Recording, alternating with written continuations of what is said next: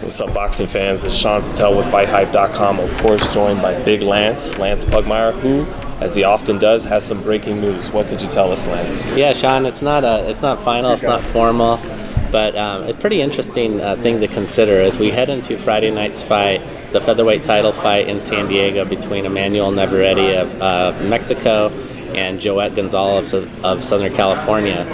You know, I think that there's been a lot of speculation and a lot of belief that later this month, when Jamel Herring and Herring-Stevenson get in the ring for the super featherweight title, that the winner of that fight will meet fellow super featherweight champion Oscar Valdez of Mexico.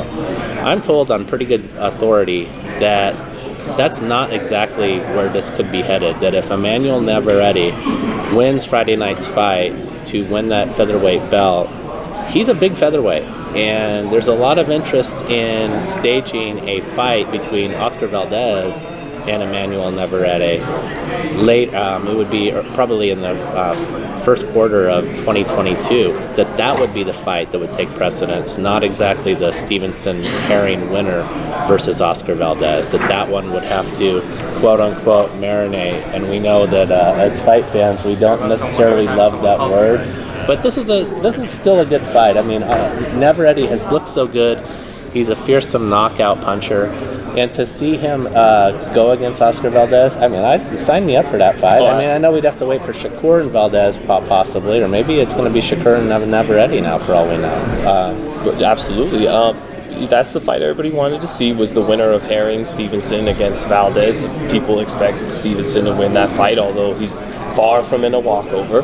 But when you told me this news, I said, yeah, it sounds about more realistic. This is how boxing usually works.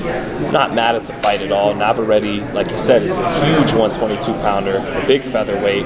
Valdez started at featherweight, so I don't think it'll be too much size difference will affect the fight. I do think Valdez will win that fight if that's what we got next. Yes, I do. I think he can get inside the long arms of Navarrete and kill the body and hit him with his signature left hook. He throws it beautifully. So I for what that fight's worth, I think Valdez wins that fight. It is a good fight. I understand them building it up because the truth is Stevenson versus Valdez, or Herring versus Valdez, is a big fight. It's a good fight, but maybe it could use one more fight in between. You know, I'd actually like to see Navarrete, if it's possible, fight Valdez with the winner of Stevenson-Herring in a similar type of fight on the same night. You remember HBO used to do a great job of that. Yeah. So that's what I would hope to see. I know there's going to be a lot of hardcore boxing fans who will give Valdez gruff after the controversy of his last fight and then not jumping right into the unification. Yeah. But it's a good fight, and it's going to be an exciting fight. And the truth is, as long as they fight right after that fight, we're fine.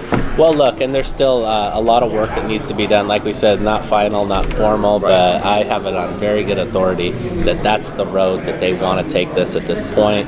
All Emanuel Navarrete has to do is win on Friday night. I mean, technically, if Herring were to win this fight, Navarrete would be good preparation for a Herring fight. He's a tall, long guy, so it's a good fight. Yeah, well, thanks a lot, guys. We check out all our work on FightHype. Looking forward to talking to you soon.